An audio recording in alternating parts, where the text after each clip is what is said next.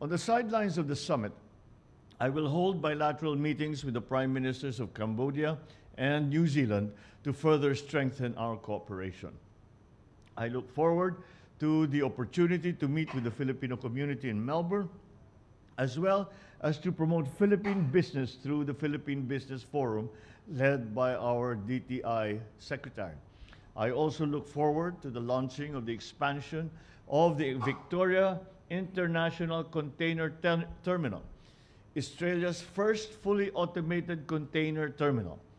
The VICT is a subsidiary of the International Container Terminal Services, Inc., ICTSI, and is a testament to ICTSI leadership as a leading Filipino company in the field of global port management.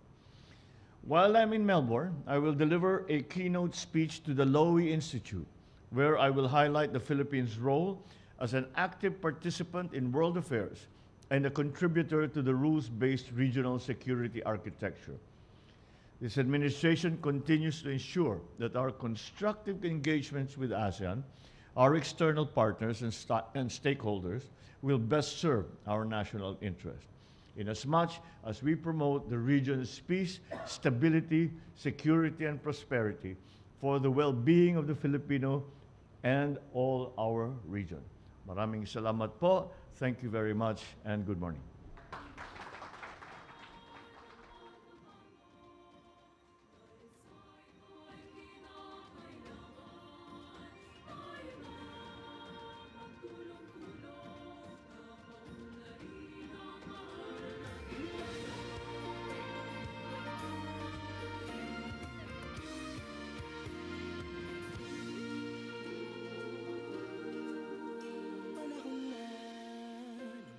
Bago dahil sa ito ay kinakailangan tayo na magtulong-tulong, napakunlarin ang mahal nating bayan.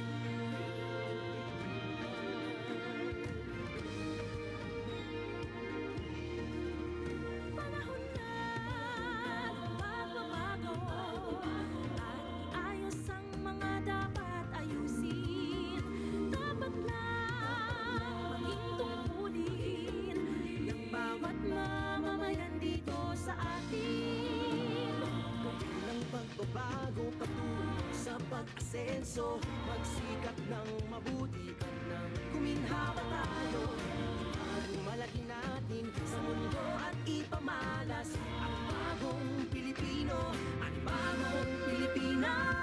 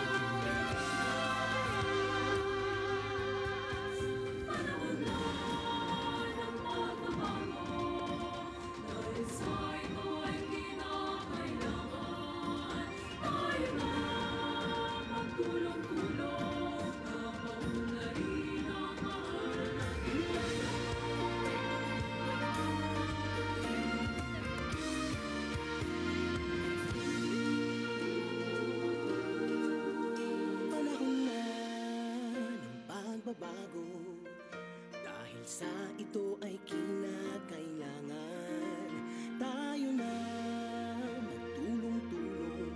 Napaunlarin ang mahal nating bayan.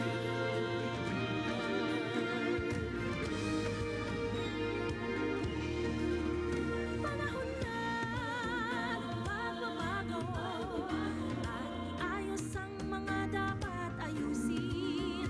Dapat lang maging tungkulin ng bawat mamamayan dito sa atin.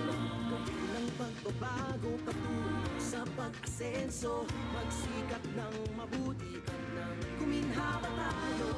Ipagumalaki natin sa mundo at ipamalas ang bagong Pilipino at bagong Pilipinas.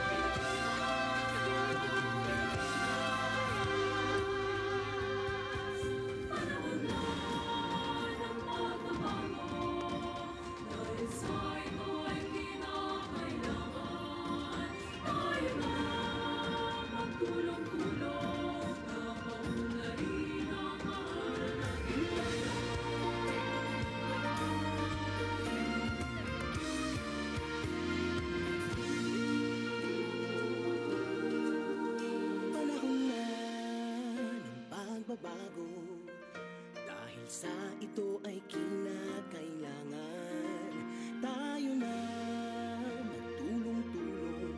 Napaunlarin ang mahal nating bayan.